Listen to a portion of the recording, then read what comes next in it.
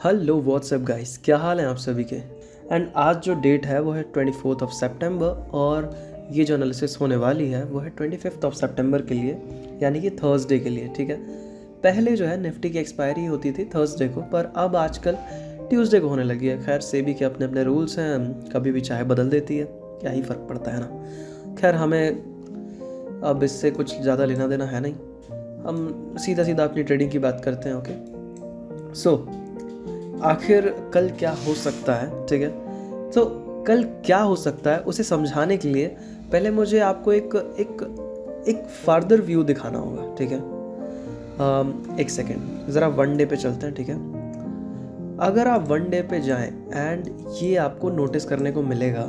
ठीक है, अब ये देखिए आप। ओके, सो यहाँ पर मार्केट ने काफ़ी बड़ा रेंज बनाया है। ठीक है, 24,400 से लेकर 25,200 के समथिंग। ओके, एंड इस रेंज में मार्केट कितने महीनों से घूमे ही जा रहा है। ठीक है, मार्केट ने इसी रेंज में हमेशा अपनी मतलब कि जो भी मूवमेंट रखी है इसी में रखी है। ठीक है, कभी ब्रेकआउट देता है एंड देन फिर उसके बाद फिर से यहीं पर आकर फिर इसी सप्लाई से आराम से ऐसा नीचे चला गया, फिर इसी डिमांड से ऊपर चला गया, फिर सप्लाई से नीचे आ गया, देन डिमांड से ऊपर आ गया, एंड अभी फ़िलहाल इसने इस जोन को तोड़ रखा है। ठीक है, तो अब कल क्या होगा ये इस चीज़ पर बेस होता है। ठीक है, कि कल जो है वो मार्केट क्या करती है। ठीक है, क्या इस मेजर रेजिस्टेंस से, आपको ये जो इतना बड़ा जोन दिख रहा होगा, मैं हाईलाइट कर दूंगा। हाँ, तो ये जो आपको इतना बड़ा जो जोन दिख रहा है, वहाँ से क्या मार्केट रेजिस्टेंस लेती है और नीचे की ओर जाती है, और क्या वो रेजिस्टेंस हैवी रेजिस्टेंस होता है। ठीक है, क्योंकि अगर आप देखें तो यहाँ पर जितने भी रेजिस्टेंस लिए गए हैं काफ़ी हैवी रेजिस्टेंस थे। ठीक है, मार्केट ने यहाँ लिया, इसी जोन के आसपास रही, एंड देन फिर उसके बाद एक बूम बड़ा कैंडल। ठीक है, एंड देन फिर उसके बाद फिर से एक मतलब यहाँ पर ही रहा, ये वाले में काफ़ी ज़्यादा कंसोलिडेशन रहा, लेकिन एक फिर बड़ा कैंडल, एंड देन फिर गैप डाउन, एंड देन बड़े बड़े कैंडल्स। ठीक है, यहाँ भी बड़े कैंडल्स, फिर उसके बाद तो अब कल देखने को हमें मिलेगा कि क्या होता है। क्या मार्केट यहाँ पर फिर से अभी और घूमेगी, एंड आई थिंक घूमना चाहिए उसे। ठीक है, क्यों?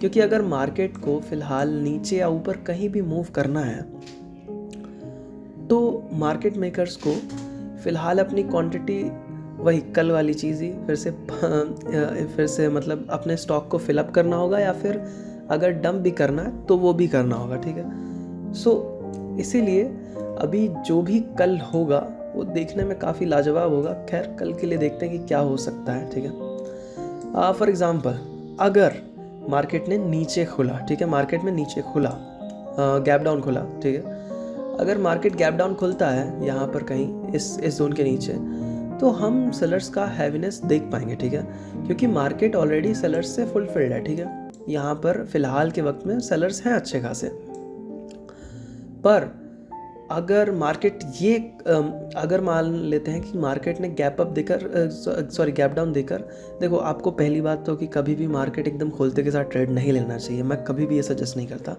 ठीक है, अभी आप फर्स्ट कैंडल देखो कि कैसा रिएक्ट कर रहा है। अगर मार्केट ने यहाँ गैप डाउन खुलते के साथ इसे कवर अप कर दिया एंड इसी जोन पर लाकर फिर से खड़ा कर दिया, ठीक है, यानी कि पिछली क्लोजिंग के पास लाकर खड़ा कर दिया, तो फिर आप यहाँ से अपर मोमेंटम की तरफ फोकस करना। ओके, एंड अगर मान लेते हैं कि गैप अप खुलता है तब तो आप देखना ही अपर की तरफ। ठीक है, अप साइड की मोमेंटम की तरफ, पर फिलहाल अप साइड में काफ़ी हिंड्रेंसेस आएंगे। ठीक है, सेलर्स काफ़ी हैवी हो सकते हैं, सो फिलहाल मार्केट चॉपी हो सकता है ऊपर की ओर। ठीक है, सो अगर मार्केट जो है वो मान लेते हैं कि गैप अप खुलता है यहाँ कहीं आसपास, तो आपको एक सेल साइड अपॉर्चुनिटी काफ़ी अच्छी मिल सकती है मेरे हिसाब से। ठीक है, सो आज के लिए इतना ही रहने वाला है। Thank you guys for watching this video.